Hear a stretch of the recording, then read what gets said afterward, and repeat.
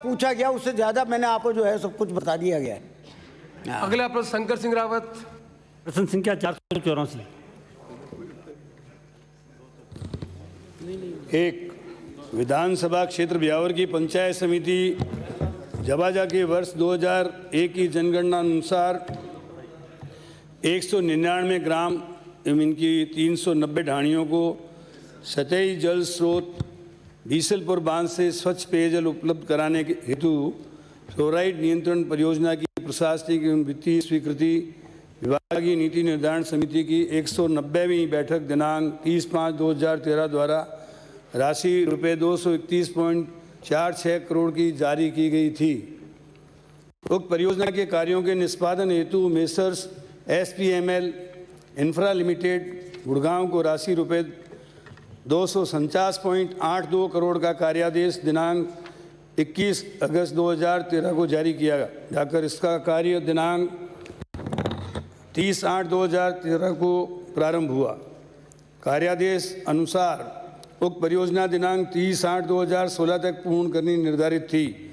अनुबंधक firm द्वारा अनुबंध की शर्तों के अनुसार परियोजना के कार्यों की निर्धारित प्रगति नहीं देने के कारण विभागीय वित्त समिति की 708वीं बैठक दिनांक 8/9/2016 द्वारा निर्णय लिया जाकर अनुबंध के क्लॉज 2 एवं 3 के तहत कार्रवाई करते हुए दिनांक 18/9/2016 को कार्य रिसाइन किया गया। पंचायत समिति जवाजा हेतु स्वीकृत उक्त बृहद पेयजल परियोजना के शेष रहे कार्यों को पूरा कराने हेतु विभाग द्वारा पुनः आमंत्रित की गई नवीन निविदा के अंतर्गत messrs Gammon India limited Mumbai को दिनांक 30/6/2017 को राशि रुपये 174.45 करोड़ का कार्यादेश जारी किया जा चुका है तथा कार्यादेश अनुसार इस परियोजना का कार्य दिनांक 9/7/2019 तक पूर्ण किया जाना निर्धारित था। 2, उक्त पेयजल परियोजना पर अब तक रुपये 265.40 करोड़ की राशि का व्यय हुआ है।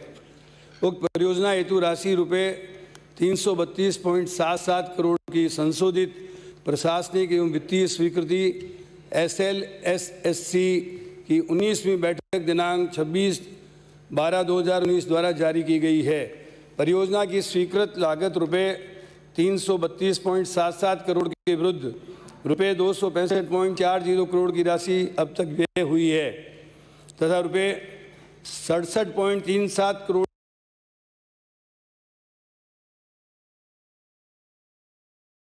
की राशि वर्तमान में शेष रही है। उक्त परियोजना अंतर्गत 88% कार्य अब तक पूर्ण हो चुका है तथा 12% कार्य वर्तमान में शेष रहा है। संपूर्ण परियोजना माह सितंबर 2021 तक पूर्ण करनी प्रस्तावित है। 3, जी हां, उक्त परियोजना में पंचायत समिति जवाजा के सम्मिलित 199 ग्राम व 390 ढाणियों में से 159 ग्राम एवं 217 ढाणियों में स्वीकृत प्रावधान अनुरूप बीसलपुर बांध से 40 लीटर प्रति व्यक्ति प्रतिदिन की दर से 48 घंटे के अंतराल से स्वच्छ पेयजल आपूर्ति वर्तमान में की जा रही है। उक्त परियोजना से लाभान्वित ग्राम/ढाणियों में उपलब्ध कराई जा रही पेयजल की मात्रा संबंधी विवरण परिशिष्ट अ पर संलग्न है। 4, जी हां, उक्त पेयजल परियोजना अंतर्गत PSP स्थापित किए जाने वाले ग्रामों में वर्ष 2046 की अभिकल्पित जनसंख्या के अनुसार 250 की आबादी पर एक PSP स्थापित किए जाने के स्वीकृत प्रावधानों के अनुरूप अब तक लाभान्वित किए गए ग्राम एवं उनकी ढाणियों में PSP स्थापित किए गए हैं तथा किसी भी ग्राम/ढाणी में स्वीकृत प्रावधान से अधिक PSP स्थापित नहीं किए गए हैं। PSP स्थापना संबंधी विवरण संलग्न परिशिष्ट अ में निहित है। इस प्रकार किसी भी ग्राम/ढाणी में PSP बिंदु बढ़ाए जाने की मांग के विरुद्ध इनकी स्थापना का कोई कार्य शेष नहीं रहा है। अध्यक्ष महोदय, मैं आपके माध्यम से ये निवेदन पूछना चाह रहा हूँ कि पहले जो स्वीकृति जारी हुई थी 2013 में 231 करोड़ की और कार्य आदेश इसका 2016 में पूरा करना था। दूसरा, जो वापस उसकी स्वीकृति सरकार ने वापस जारी की तो उसकी बजट राशि भी 332 करोड़ हो गई। तो ये ठेकेदार टाइम से पूरा नहीं करने पर क्या सरकार उसको पनिशमेंट के तौर पर पेनल्टी लगानी चाहिए या उसकी राशि बढ़ाई जा रही है? ऐसा क्यों बढ़ाया जा रहा है, वो थोड़ा जवाब दें। अध्यक्ष महोदय, माननीय सदस्य ने जो प्रश्न पूछा है इसके अंतर्गत मैं बताना चाहता हूं कि शुरू में SPML कंपनी ने इस काम को करना था, लेकिन उन्होंने समय पर कार्य पूरा नहीं किया। इसके कारण दोबारा इसके टेंडर इनवाइट किए गए और messrs gammon India limited Mumbai को ये कार्य 30/6/2017 को रीसाइन किया गया। इसके अलावा आपको मालूम है अभी भी 3 वर्ष से फॉरेस्ट डिपार्टमेंट से हमको जो आवश्यक परमिशन मिलनी चाहिए कार्य करने की वो अभी तक नहीं मिली है। इसमें गेम सेंचुरी आ रही है, तो डिले होने के कारण से कॉस्ट एस्केलेशन बढ़ा है और जिस फर्म ने काम नहीं किया उसके खिलाफ कार्रवाई की जा रही है। अध्यक्ष महोदय, हाँ। माननीय मंत्री जी, खाली फॉर पब्लिक कंजम्पशन ओरिजिनल था 247.82 करोड़, वो टेंडर रिजेक्ट हुआ। दूसरा टेंडर हुआ वो हुआ 174.45 करोड़। 174 करोड़ का जो सेकंड गेमन को दिया गया, उसके बाद आज उसकी कॉस्ट हो गई है 332 करोड़। विभाग क्या विभाग किसी भी योजना में इतना बड़ा लेवल पर डेविएशन जिसमें प्रोजेक्ट की कॉस्ट इतनी और डबल कॉस्ट हो जाए, इसके संबंध में विभाग कोई नीति बना रहा है जिससे पैसे का सदुपयोग और लोगों को लाभ मिले।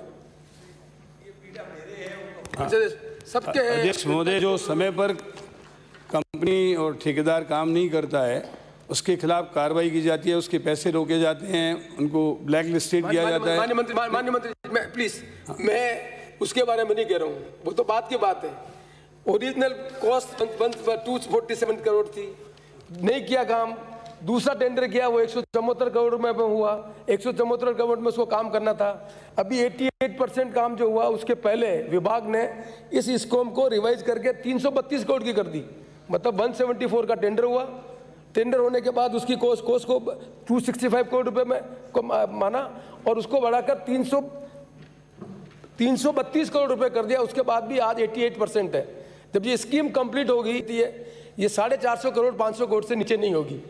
मैं खाली इसलिए पूछना चाहता हूं कि टेक्निकली जितने भी हमारे विभाग के अधिकारी हैं, क्या उनकी जिम्मेदारी नहीं बनती है कि हम योजना बनाएं, उस योजना में हम इतना एस्टिमेट नहीं करें, इतना बड़ा एस्केलेशन हो जाए जिससे जनता के पैसे का उपयोग हो सके और लोगों को रिलीफ मिल सके। क्या विभाग इस तरह की जो बड़ी योजना है जो सरफेस वाटर पर बन रही है उसमें सब में इस तरह की स्थिति बन रही है, क्या जुडिशियस रिव्यू कर इस संबंध में कोई निर्णय करेगी?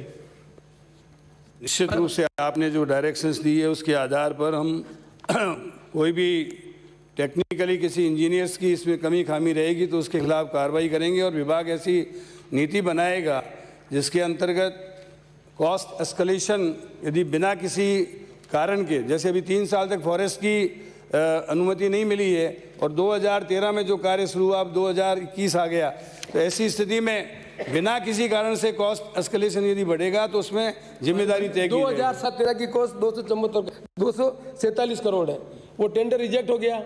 नया टेंडर हुआ, विभाग ने टेंडर किया और टेंडर करके उसकी कॉस्ट दी 174 करोड़ रुपए। तो विभाग ने यह माना कि ये स्कीम 174 करोड़ रुपए में हो सकती है, जबकि ओरिजिनल 247 करोड़ थी, उसका टेंडर रिजेक्ट हो गया। दूसरा टेंडर किया तो विभाग को था 147 करोड़ में दे दी। आज की डेट में उसको रिवाइज करके 332 करोड़ रुपए विभाग ने को अप्रूव किया, 174 की 374। तो ओरिजिनल जो 247 थी उससे लोअर में लेकर वो आज की डेविएशन उतना चला गया। तो फिर विभाग का जो टेक्निकल आदमी है, क्या टेक्निकल आदमी की जिम्मेदारी नहीं बनती है कि हम किसी भी योजना को बना रहे इतना बड़ा डेविएशन हो जाए, उसमें इनबिल्ड आप में फॉरेस्ट किए या तो एग्जीक्यूशन होगा तब बात होगी। आज की डेट में तो 88% ही कंप्लीट हुआ है, तो ये कंप्लीट होने की स्टेज में 450-500 करोड़ से नीचे स्कीम नहीं जाएगी। ये मैं इसलिए कह रहा हूं, मैं ये एक का नहीं है, पूरे के पूरे सरफेस वाटर स्कीम जितनी बन रही है उस सरफेस वाटर स्कीम में टेक्निकली हमारी जो लेकुना है उसके अंतर्गत कॉस्ट इतनी ज्यादा बढ़ती जा रही है कि न तो उसका रिलीफ मिल रहा है और न पैसे का जुडिशियल उपयोग हो रहा है। मेरी मान्यता है ये असेंबली प्लेटफॉर्म है जिस पर बैठकर हमें चर्चा करनी चाहिए और विभाग पर ये निर्देश दिए जाने चाहिए।